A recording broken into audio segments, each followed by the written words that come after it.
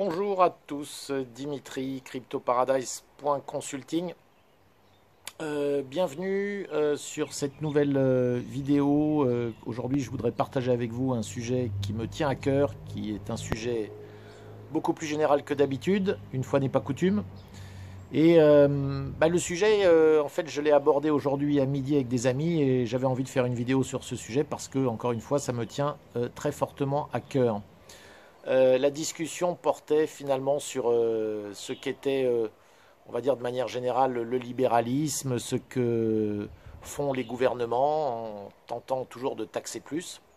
Alors en introduction, je vous dirais que, comme vous le savez, le monde des crypto-monnaies, et j'en ai parlé très récemment, est un monde où où les acteurs sont plutôt des gens qui ont un petit côté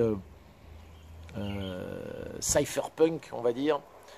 C'est-à-dire que le grand rêve des crypto-holders, en tout cas du début, c'était c'est ce nouveau système, cette nouvelle monnaie dont s'est dotée l'humanité pour la première fois depuis l'existence de l'humanité, une monnaie totalement incontrôlée par quiconque.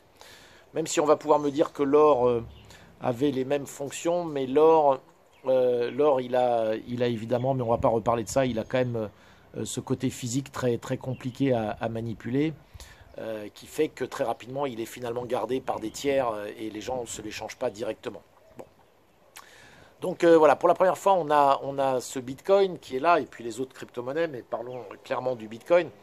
Euh, donc ça permet, et le grand rêve c'était de rendre les gens totalement indépendants, et donc vous baladez avec votre téléphone ou tous vos avoirs, vous êtes vous-même votre propre banque. Bon, donc ce petit côté très libertarien, qui est, je crois, une des composantes de énormément de détenteurs de crypto-monnaies. Bah, il est indéniable, si vous voulez, que vous le savez, dans un pays, alors spécifiquement en France, vous savez déjà, dans ce pays, la France, où le mot libéral est un gros mot, vous imaginez bien que libertarien l'est encore plus.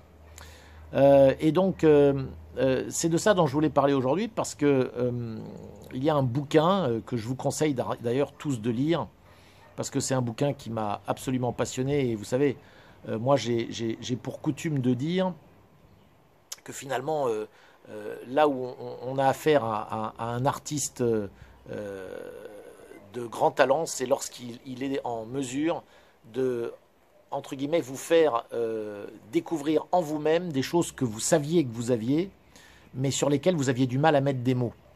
Et vous pouvez découvrir ça probablement avec la musique, souvent peut-être en regardant des films, vous allez découvrir avec le cinéma, c'est possible, où vous découvrez tout à coup quelque chose et ça vous savez, ça vient connecter les points et vous faire réaliser des choses que vous saviez déjà profondément, mais sur lesquelles vous aviez réellement eu du mal encore une fois, à mettre des mots ou à les définir.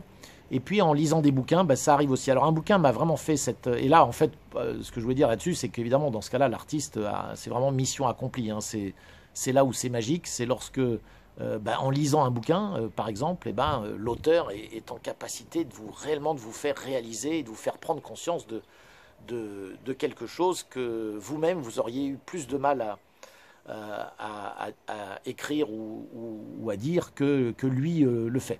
Et lui va trouver le chemin direct vers finalement votre inconscient profond et vous faire connecter immédiatement.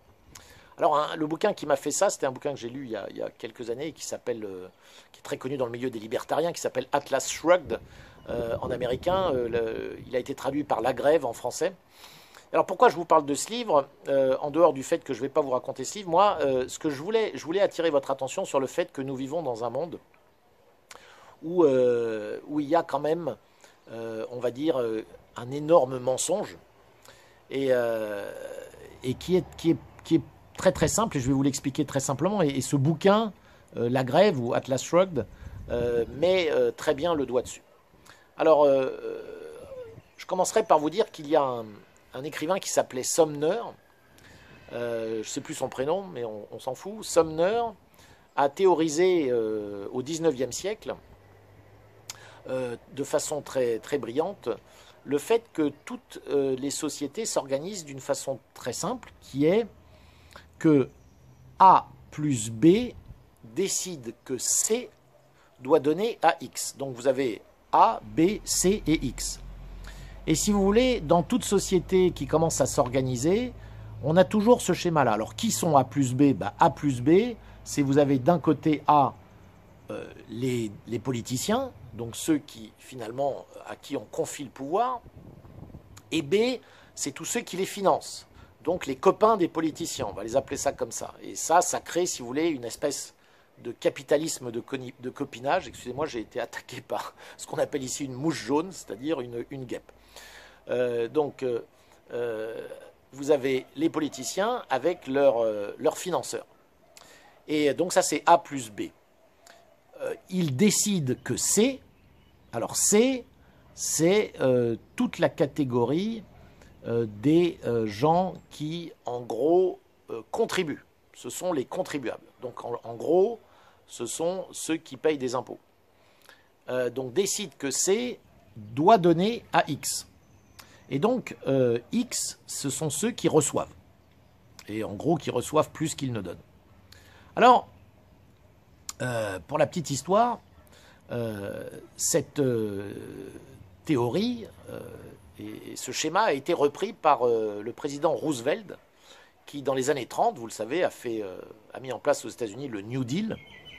Et Roosevelt s'était basé sur cette théorie et sur ce schéma pour expliquer, dans un discours d'ailleurs qui a été le discours fondateur finalement de sa politique du New Deal, qui était d'expliquer, moi je vois que la guêpe tourne toujours là, qui était d'expliquer que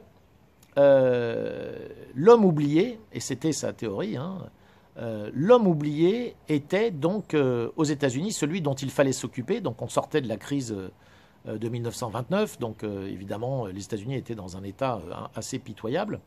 Et l'homme oublié, c'était X bien sûr, et que donc Sumner l'avait théorisé, et qu'il fallait donc, l'Américain se devait d'aider son prochain, donc X.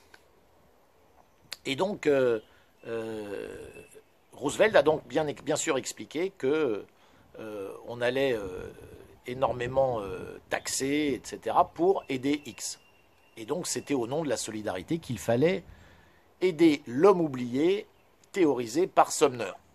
Alors, là où Roosevelt a totalement trompé son beau monde, et où au fond c'est vers cette réflexion que je veux vous amener, c'est-à-dire à bien comprendre la supercherie qui est derrière tout ça, c'est que dans le bouquin de Sumner du 19e siècle, oui, Sumner a bien parlé de l'homme oublié, mais l'homme oublié, c'est pas du tout X. L'homme oublié, c'est C. Et donc, vous l'avez compris, l'homme oublié, eh bien, c'est le contribuable. C'est finalement celui qui ne décide pas les ponctions qu'on lui prend, mais qui se retrouve la bonne poire, qui doit payer.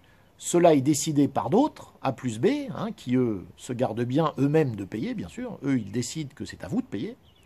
Et puis X, c'est celui qui reçoit. Alors dans un système comme celui-là, en fait, la tentation est grande pour l'homme politique, et c'est là où la dérive, en fait, est toujours la même, c'est que l'homme politique, pour être élu, va s'adresser de plus en plus à X, qui devient celui à qui il s'adresse, donc grâce à qui il va se retrouver au pouvoir.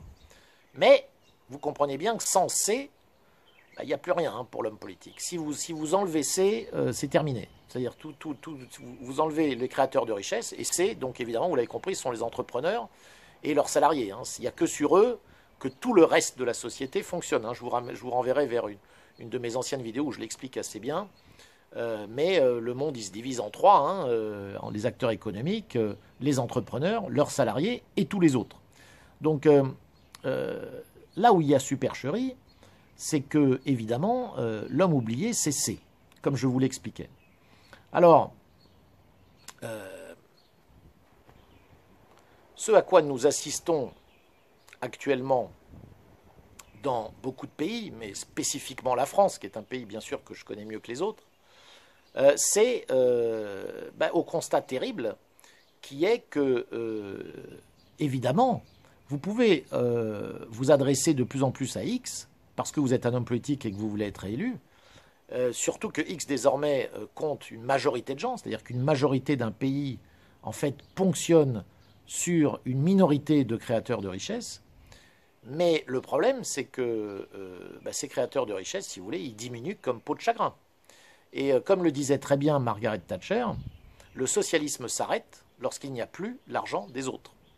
Eh bien, c'est bien ça, ce à quoi nous assistons, et la lente chute, qui n'est plus si lente que ça d'ailleurs, et vers le gouffre, vers le trou dans lequel est en train de glisser bon nombre de pays, et spécifiquement la France, en est la parfaite illustration de ce schéma. Voilà, donc je tenais à vous alerter sur le fait que nous avons une énorme supercherie en cours depuis très très longtemps, et qui consiste à vous faire croire que ceux qu'il faut aider et ceux dont il faut s'occuper sont les fameux X. Non, non, non, la vérité n'est pas là. Un homme politique et toute politique devrait se tourner bien sûr et avant tout vers C. Voilà, je vous remercie. Si vous aimez ces vidéos, n'hésitez pas à les liker et à consulter mon site internet cryptoparadise.consulting. Crypto salutations.